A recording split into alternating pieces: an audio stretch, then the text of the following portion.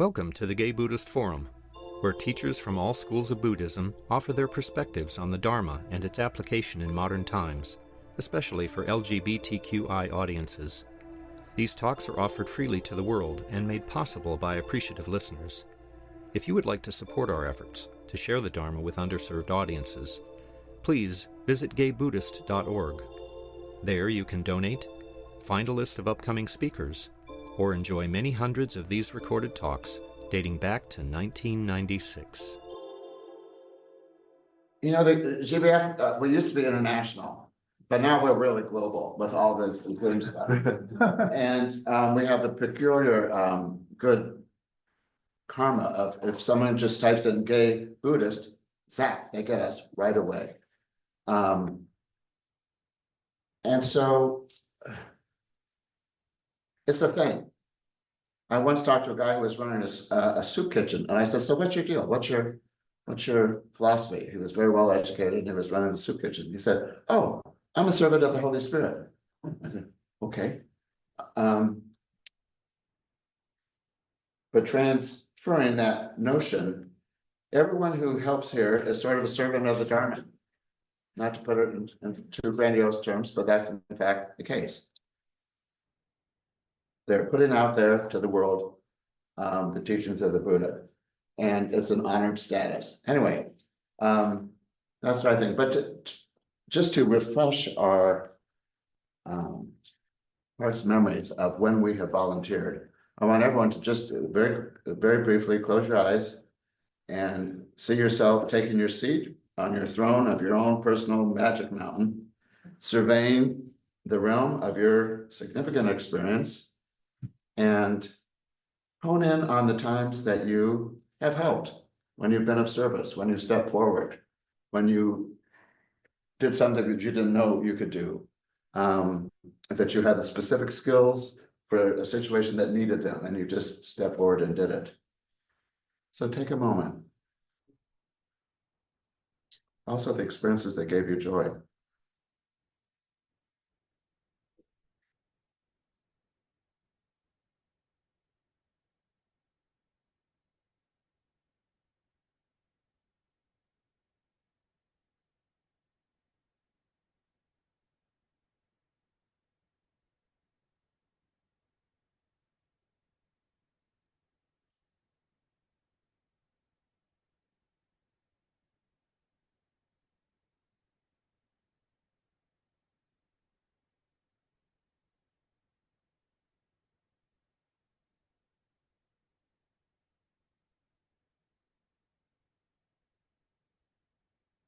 Okay, thank you. Keep that in mind.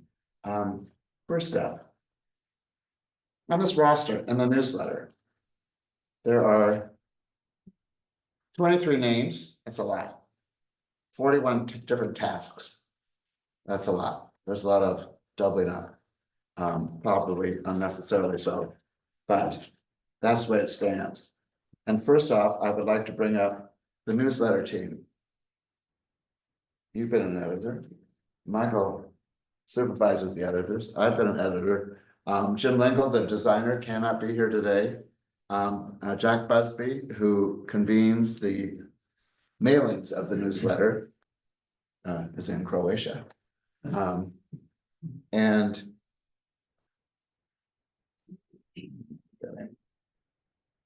Gary Oast. Gary Oast has been an editor. Joe, who's on Zoom. Hey, Joe, Pastor Vinci. Yay. We never get to see him, but he just does his job. You know, he just keeps the mailing list current. Beautiful. It's impeccable. And he produces the labels, the mailing labels for the newsletters. Jack Busby.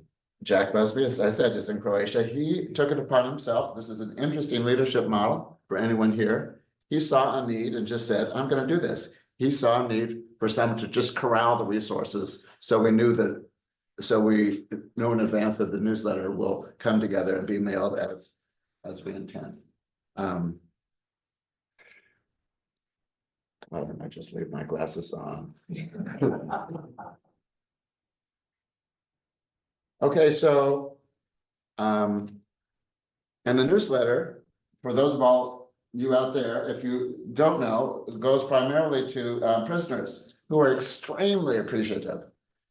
And Matthew Perfano, who gets the mail, shares prisoners' letters of gratitude. So it's a substantial contribution. Tell us what you do. Okay, so first of all, it's lovely to see you all.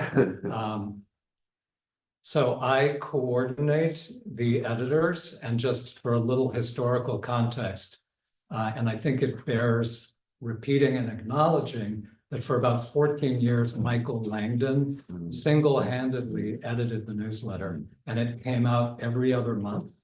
And looking at how much energy I put into it, it's just really hard to believe that he did that from, I think, about 2000 to 2014. Yeah. So then in 2014, we went to a quarterly model for 4 issues, spring, summer, fall, winter. And Brian Bacchus did that for a year. And he just was burnt out after a year. It was a lot for somebody to handle single-handedly.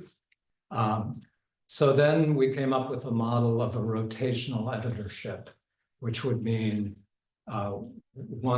getting 4 people to edit in the course of a year. So I coordinate, I reach out to people and get people to volunteer. I also volunteer to do the winter edition. So that makes my task a little easier because I just have to recruit 3 people. So this is the 9th year that we've been doing the rotational model, and we've had a remarkably consistent group in the course of those years. Jim Stewart, Gary Ost, Christian Helwig, and myself. But also I just want to acknowledge that in the course of these 9 years, 4 other people have volunteered, and that includes Jeff Lindemood, Tom Bruin, who's on Zoom, and David Lewis and Peter Washburn.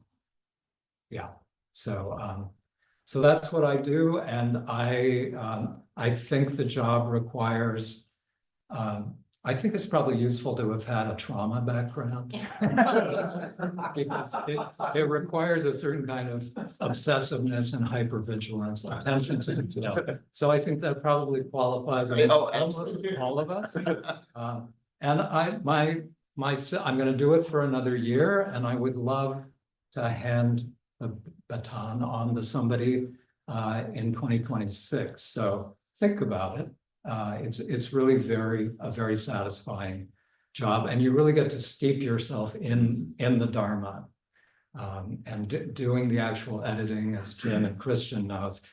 You choose a Dharma talk that really spoke to you, and then you really deepen into that content and edit it, with an eye to making for the reader. And I also think about prisoners and what would be relevant for them. So, thank you. You want to talk about your experience? Sure.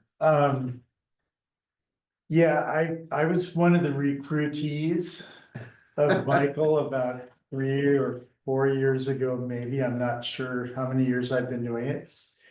And under Michael's tutelage, I think I've learned a lot about what it means to edit. I had really no idea before, other than writing things for college work and so on and so forth. I also actually did edit a newsletter when I was working on Alcatraz as a biologist, and so I had some experience, but it was really nice having Michael looking over my shoulder and someone with experience to kind of guide me. But I love doing it. I love, as Michael, you basically named the things that are important, but I love really getting deeply into a Dharma talk, listening to it several times, reading it several times, and really getting a much deeper understanding of the talk, and kind of seeing what the kernels of wisdom are in the talk. So I look forward to continuing to take on that role with your help in the future. And I would encourage anyone who that sounds interesting to chip in. Yeah, I concur with all they've said. You have to sink into the material and find out how to fix it sometimes, because they don't always say what they mean.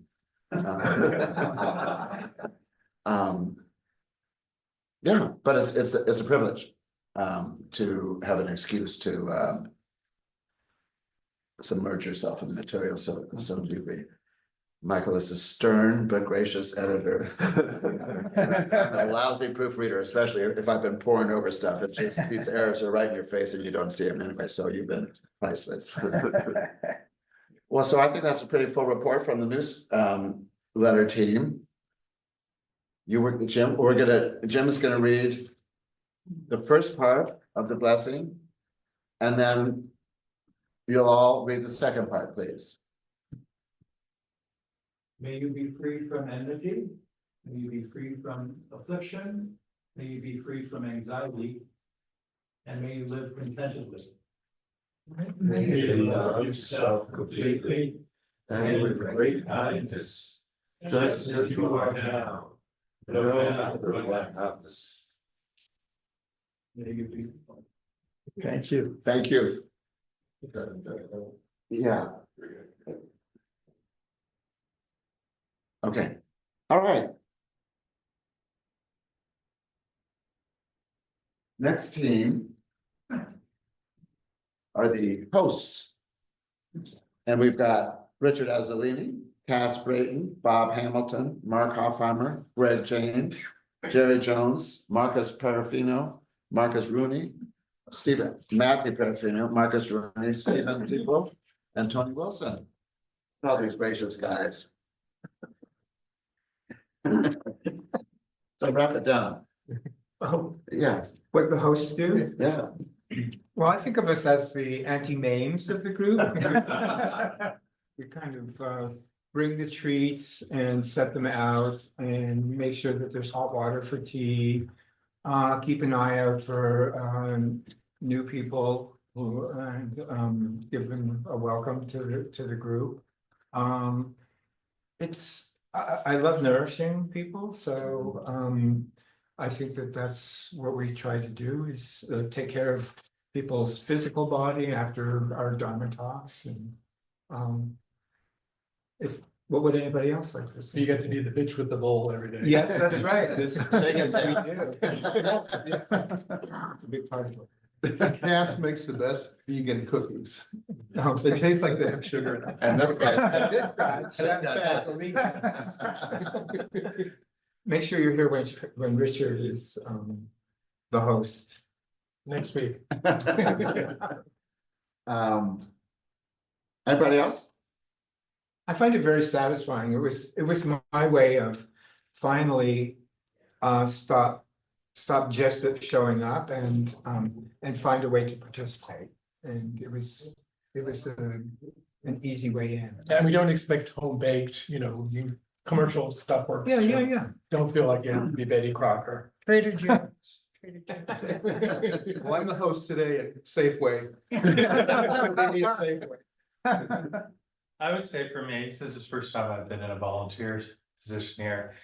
It is a doorway. And part of it is just to be open to everybody's needs as well, because not everyone eats all the same stuff.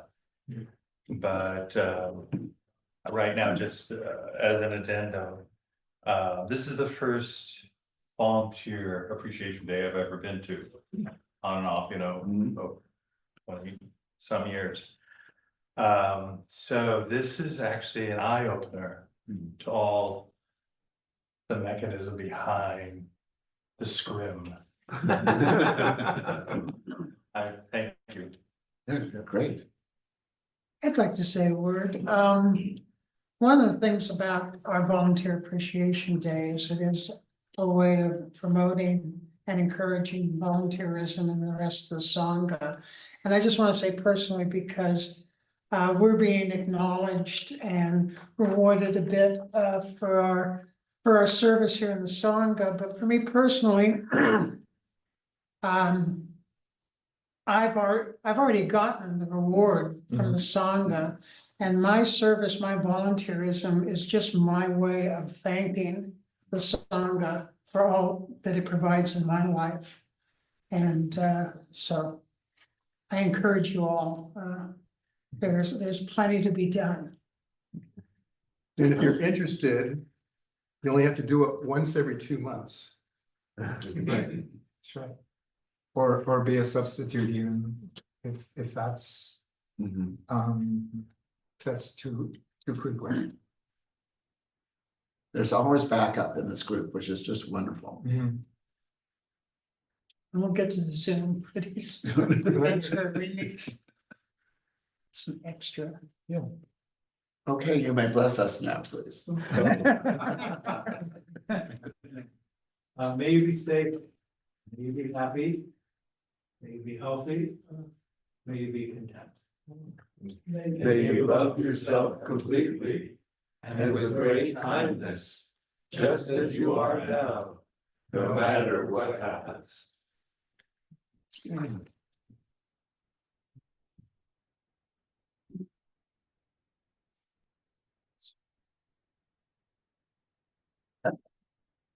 The next group is the facilitators. So come on up, and even if you're retired, come on up. It's not too late.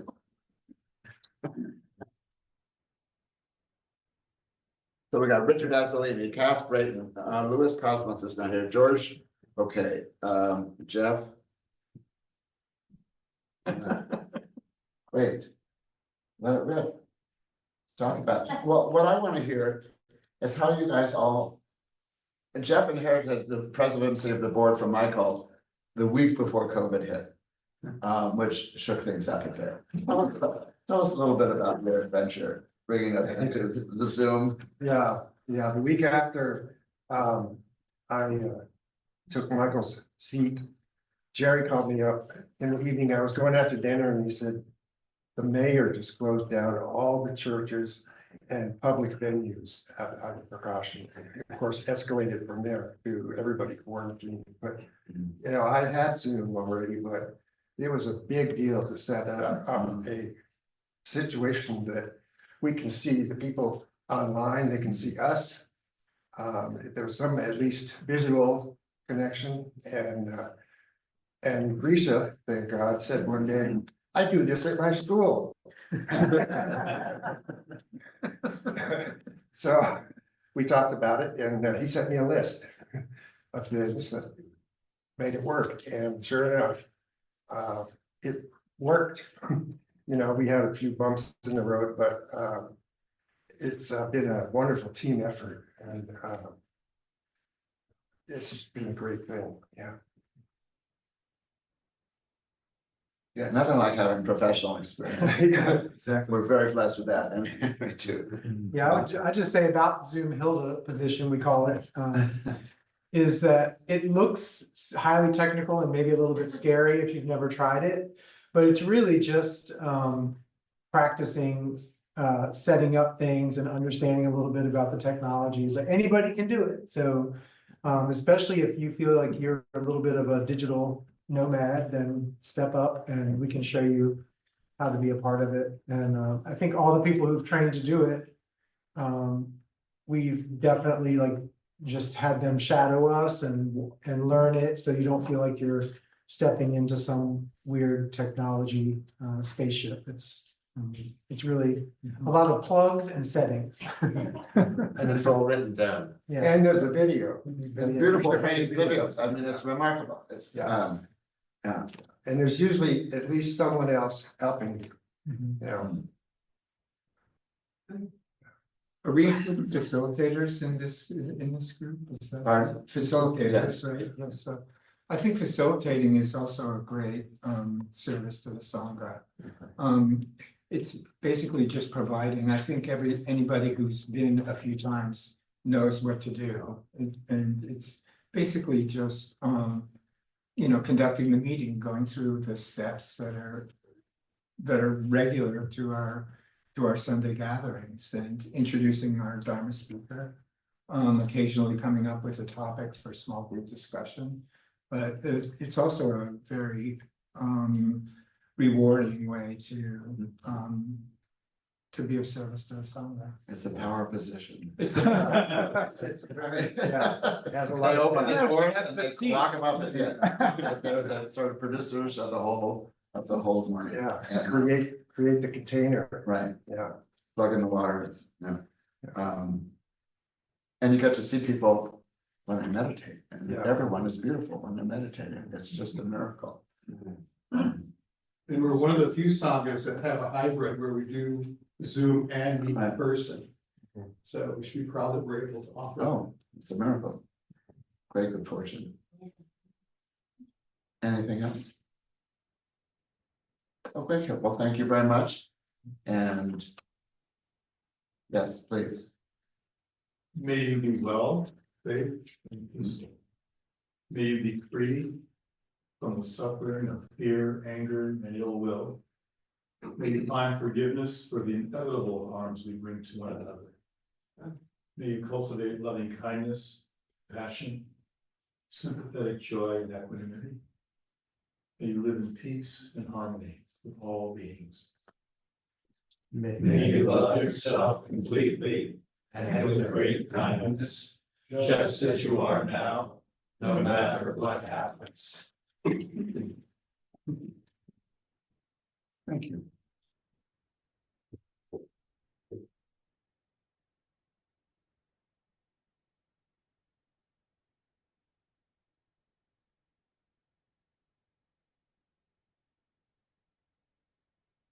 Okay, I think it's time to honor the board. You'll see some familiar faces. Jeff, Risha, Cass, Michael Alschuler, Richard Azzolini, Matthew Perafino. Perafano, I know that. Marcus Bruner. I'm not on it anymore. Tell us what we do.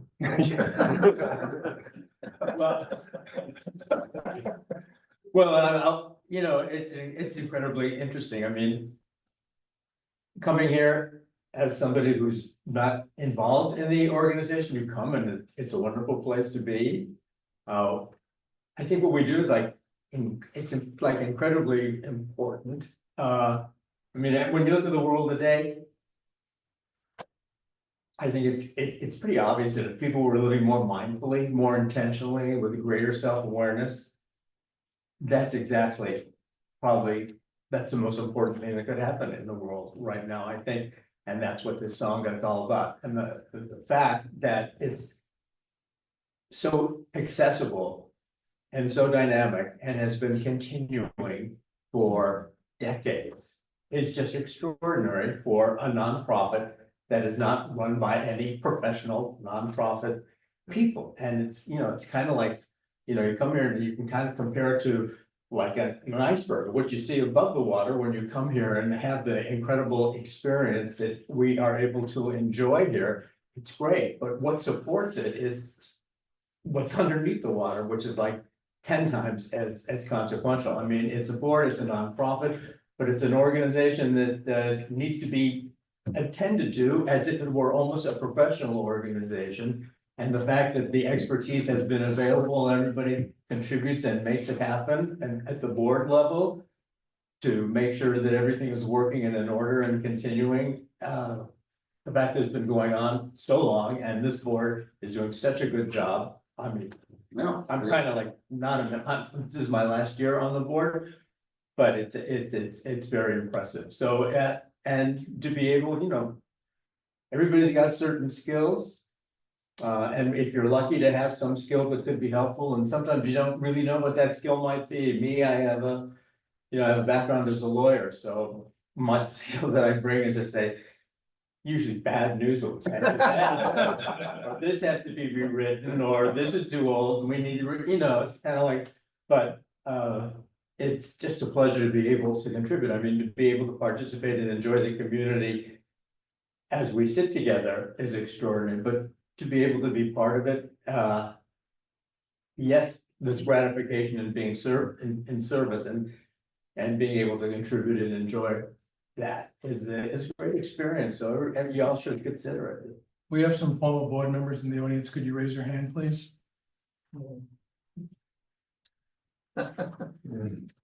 They survived.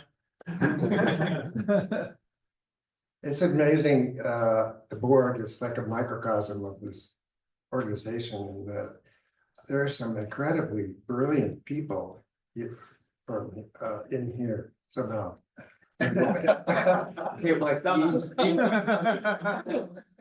But such a talented group of people who just as was mentioned earlier, step up if they have the skill and they get involved and help. It's a very rewarding experience to be a part of the volunteers and teams of people. Yeah.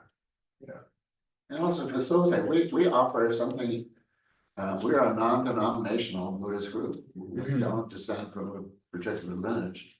And that allows us to have such fertility in our speakers and how we approach things. And it's just great to have such stable, sturdy, manly. Being butch is not a requirement. But you are bland. Okay, so let's allow it in with praise.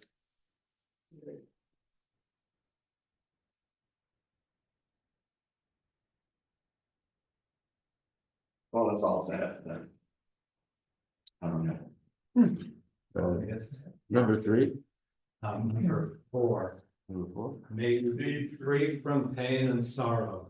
May your happiness and good fortune continue. May you be undisturbed by the comings and goings of events. May you love yourself completely and with great kindness, just as you are now, no matter what happens. Thank you, gentlemen.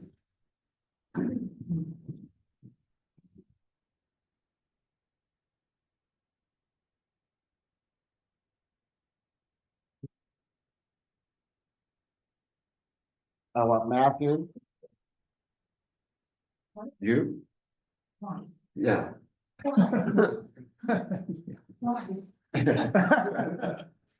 Anybody else? Just me? No. Oh. Clint's not here. Henry Rabinowitz. Thanks online. Oh, Clint's online? Okay. Oh, there is that he? There he is. Yeah. Who are we? I don't know. Well. And George, please come up. George Hubbard. I mean, the solitary soldiers, people who just do their work in the background. George is our blessed sound engineer for centuries. He started without a beard.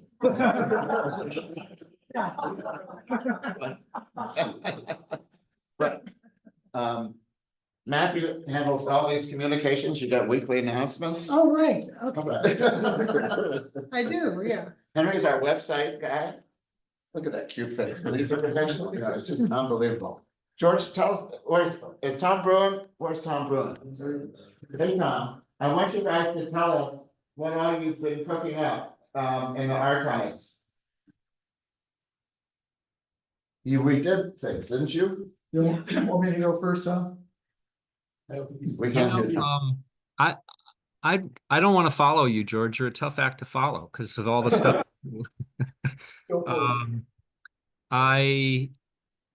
Yeah, and in the name of that, I would just say that until I moved away from San Francisco, I did not fully appreciate the miracle of the resources that we offer globally.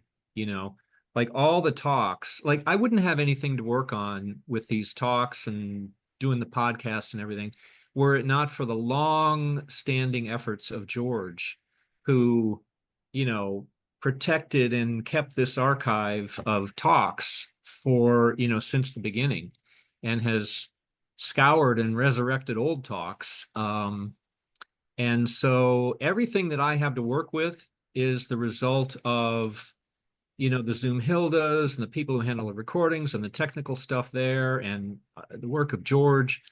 But what I do, primarily I do I turn what George does and masters the talks into an online podcast. So instead of only being on the website, it goes out, you can grab your phone and, shows up there. And that's how a lot of people find us, is through, the online presence.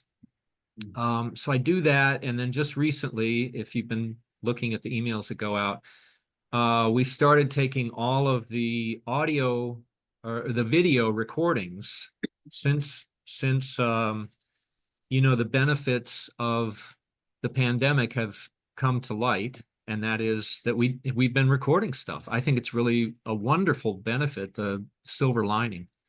So I do that, and we've converted it to a podcast and then also a Zoom or a YouTube channel. So it's all up there, and a lot of people find us through that.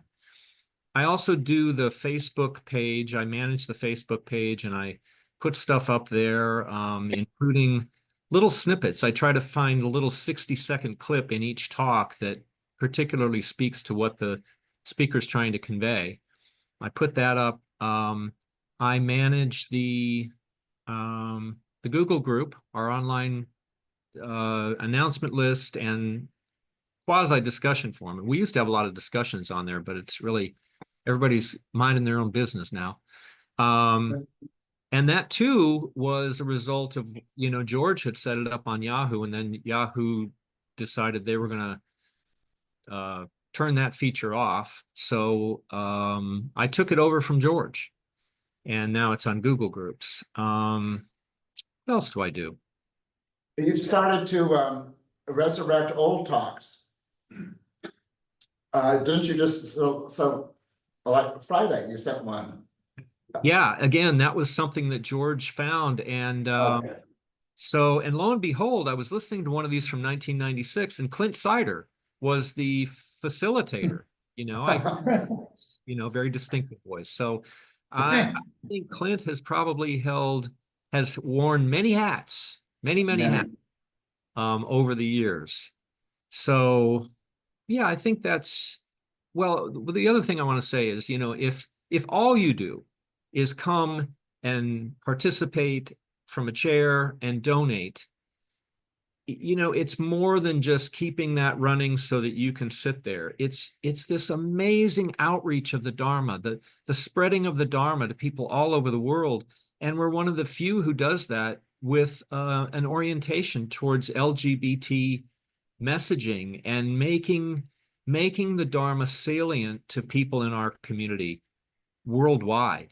And one of the things I'm going to try and do next is get us listed on dharmanet.net, which is this global directory. I searched for gay. There isn't a single organization listed. So I smell something rotten in Denmark, but I'm going to see if we can get listed there. And with that, I will let it go. I would add to what else Tom has done. And I started to redo the website a long time ago and quickly realized I was way over my head. And Tom was coming to the Zoom meetings and said, "Do you want me to manage this?" I said, "Yes." So he is behind the wonderful website that we have now. Many hours of work. So thank you.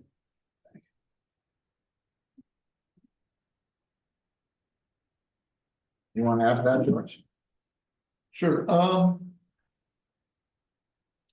so let's see, 21 years ago now, when I came here, after having quit a job working for a well-known filmmaker in Marin, as a technical engineer.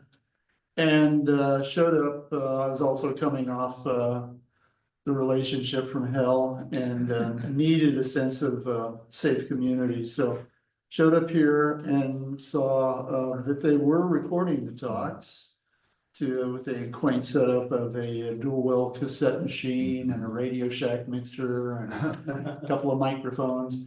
And in no short order, via a relatively bloodless coup, I took over the responsibility. And for a while it stayed cassette based, and ultimately when compact, relatively inexpensive digital technology came on the market, we converted to digital and made my job easier so I could ingest the talks without having to do it all in real time. And at that time, Jim Stewart saw that indeed I'd taken responsibility and handed me a banker box full of 70 cassettes. Here you are as well. Those languished for a good decade before I was able to actually crack those open and digitize all those. And that's where all this old archival stuff that's filled in the gaps between roughly 2000 back to 1990, now 5.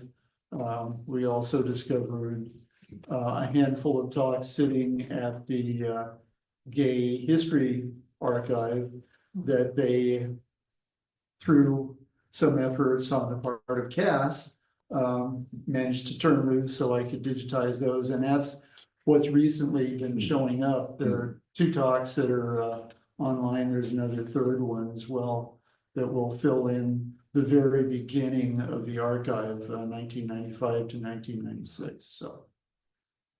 So what I actually do is what the term is mastering, and that is taking the raw data, the raw talks, and turning them into something that's listenable, taking out all the distractions of the chair squeaks and sneezes and farts, and at times during the winter it sounds like a TV ward in here. So take all the coughing and the chair squeaks out, and add some processing to just make it a more listenable item, and then encode that down to an MP3. Time was when that would go into an archive on the website. It was just a big chronological list of what the talks were, and then through the efforts of Tom now, those have been turned into podcasts. So that's pretty much it. I also serve as kind of the technical safety net, given my background as a professional engineer, for suggesting some of the technology we now use, and if there are natty questions as to why it's not being friendly, I help out with that. So that's pretty much it. And thank you. You're welcome. Substantial. Henry manages our website. Yeah, and Did you redesign it? no, I didn't do any design work. I mostly take the many contributions from Tom and from our designer. And I take content that's always coming in, and I stick it on the website. I do have a background in software engineering, and so that helps. But it's actually fairly straightforward. It's just a matter of, you know, massaging the website. But totally necessary. Thank you. And I do have to say, working as the website admin at another nonprofit, ours is 2 thumbs up, so. And Marcus, why don't you come up here?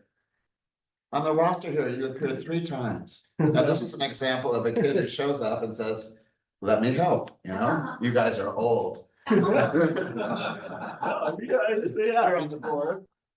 Sure am, that's Yeah, true. And you are a host or a facilitator? Yes, most of the time, facilitator host. It was my second time last time, and then I was talking to Cass not long ago about maybe doing it more often, so we'll see. You're pretty comfortable up there. Well, certainly I'll learn to be, so.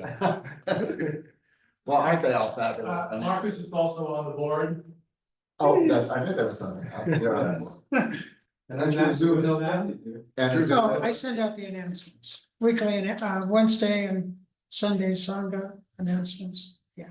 And handle the mail. Oh, yeah. That's I good. give them down to, yeah. Which, yeah, Which is a major. yeah. Yeah, I'm still trying to work out it's really tricky.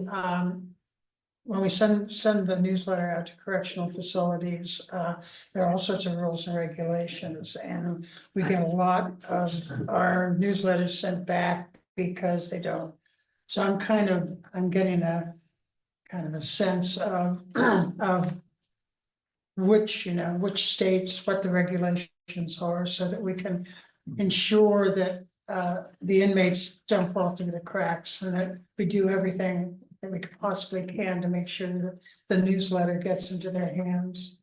And also just listening and acknowledging, once again, I think the website, the podcasts, the YouTube channel is just like the greatest gift that comes out of this Sangha, providing, like you said, the diversity of the teachings that we host here, and to get that out to the world is just really amazing. If I may, though, I wanted to put in a plug for our Wednesday Sangha.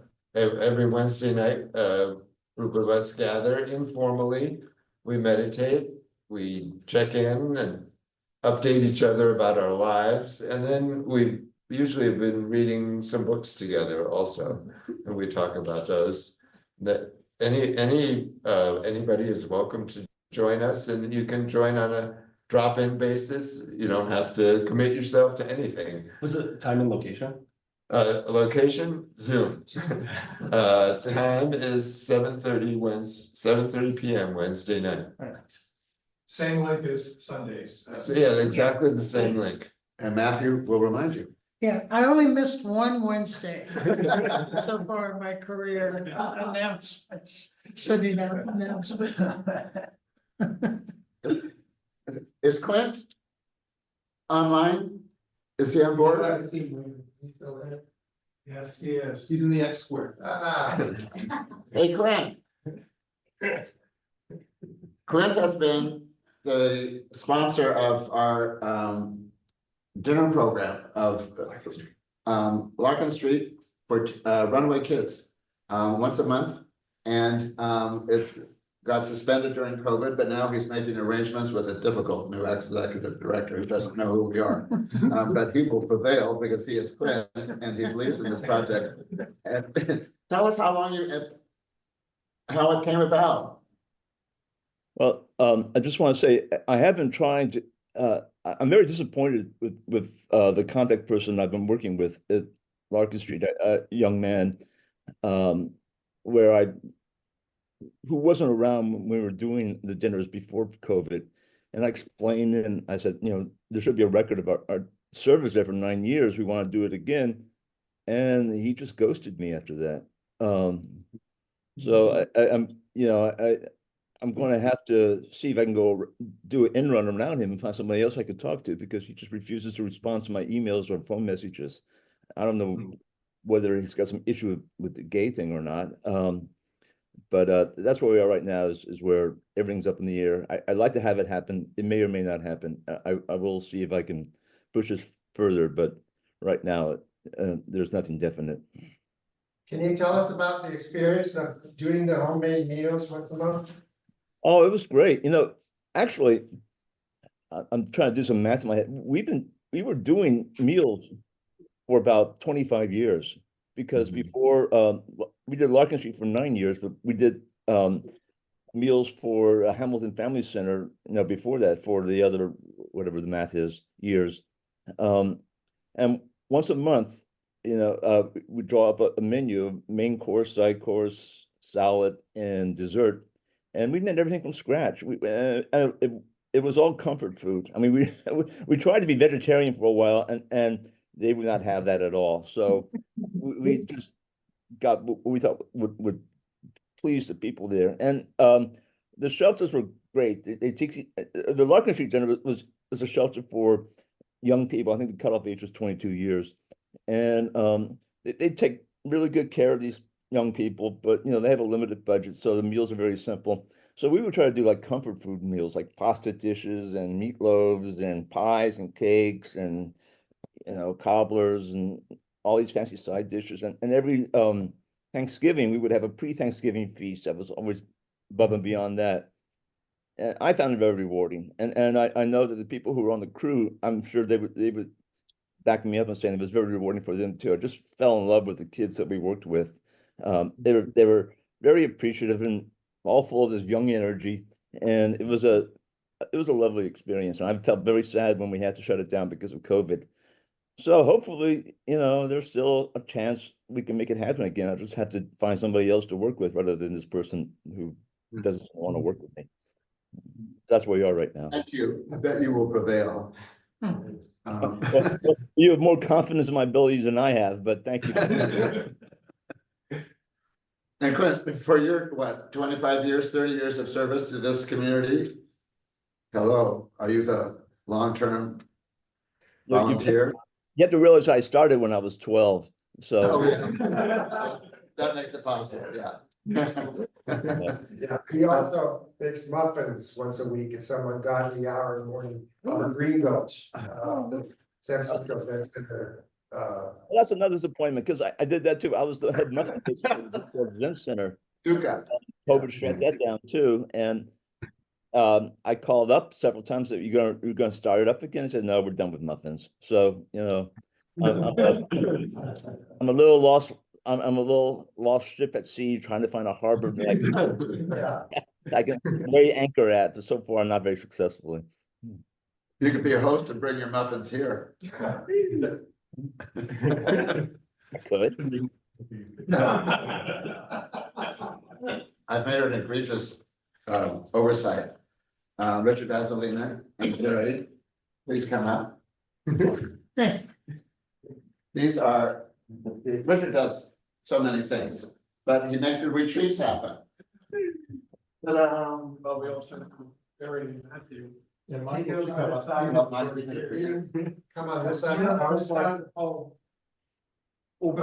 side of the post. Okay, Yeah. get out of our ways. Yeah, so Michael had been doing the retreat forever, and he said, I think I'm ready to retire it. And in a moment of madness said, I'll do it. And it's actually been very rewarding. You deal with the venues we deal with. Land of Medicine Buddha and Vajrapani, and you couldn't deal with nicer people. And once the board usually decides who the teacher is going to be, but then you're dealing with the teacher, asking them to, what's your theme going to be? And really, it's Jerry and Matthew who do the housing, which is more of a pain. I consider the fun stuff. And they've got to chase people down. And I want a room with a, king bed and no. So, but I really enjoy it. And what I did this year is once I arrived, I delegated all my responsibilities. So I was able to enjoy it. That's going forward, that's definitely what I'm going to do. But also talking to people about, what's going on and what the possibilities are. And so you should really go. We have 2 more retreats coming next year in April at Vajrapani for 5 days. And then we have our annual fall retreat back at Land of Medicine Buddha at the end of September of 2025. So you have 2 great retreats coming up. And I think most people who have been to them would say that they're really a great experience. The September retreat will be a little bit more serious. We have a very interesting teacher. He's brilliant. And the Land of Medicine Buddha retreat, we do meditate and stuff, but it's kind of like the fun retreat. You meant the April retreat is, the more serious one. And the very interesting venues, Vajrapani, they both Tibetan. Vajrapani is kind of over the top with its iconography, where Land of Medicine Buddha is just like it's like a country club. There's a pool, there's a sauna. So 2 different venues, both excellent. So there'll be plenty of announcements coming up, but just to keep that in mind. Anything you have to add, dear? I worked with both Michael and Richard, and I think it's a total of over 10 years doing registration. And now Matthew's gonna take that baton and run. But it's been a pleasure. Well, we are so blessed by all of your weird and strange and multiplicity of contributions. You do us proud. So thank you very much. Why don't we all read the last? Jim, can I just ask something? Sure. I'd like to put out a call for a little assistance. In January, I'm going to be gone for 6 weeks on a retreat with several others there in the Sangha. And that would be a great time to have someone at least keep the audio podcast published. You know, George does his work and puts it up, and it'll just sit there unless I'm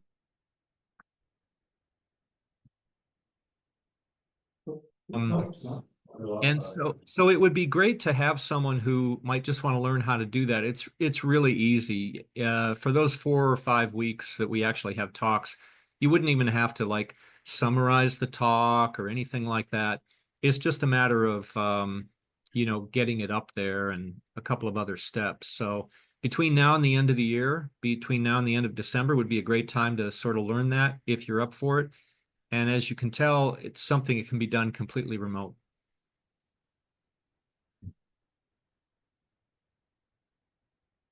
Thanks, Tom. Okay, let's read this last one. May you be happy, may you be free of illness and injury. May you practice to let go of stress. May you practice to let go of anger. May you appreciate what you have experienced. May you grow wiser and gain more skills. May you be more kind to yourself more often. May you be more patient and less hasty when you are busy. May you love yourself completely and with great kindness, just as you are now. No matter what happens. First announcement is, I'm the person who arranges the speakers. And it's incredibly rewarding because you get to know the speakers and interact with them, and it's a great job. There's a really good system set up, we have, and I'm looking for somebody else, maybe 2 people to help out. It's a great job, maybe 2 hours a week at the most. Sometimes there's very little to do, but somebody talk to me or send an email to Gay Buddhist Fellowship@gmail.com. Okay. Yeah, I would like to, I say I was remiss because I still take it, that you've been arranging for the speakers on top of everything else. This man's shoulders are very broad. And I just want a special salute to you for all the things you do that we don't even know about. Thank you. And I think we should lavish you with our last one. May you be happy, content, and fulfilled. May you be healed and whole. May you have whatever you want and need. May you be protected from harm and free from fear. May you be awakened, liberated, and free. May you love yourself completely and with great kindness, just as you are now, no matter what happens. Thank you.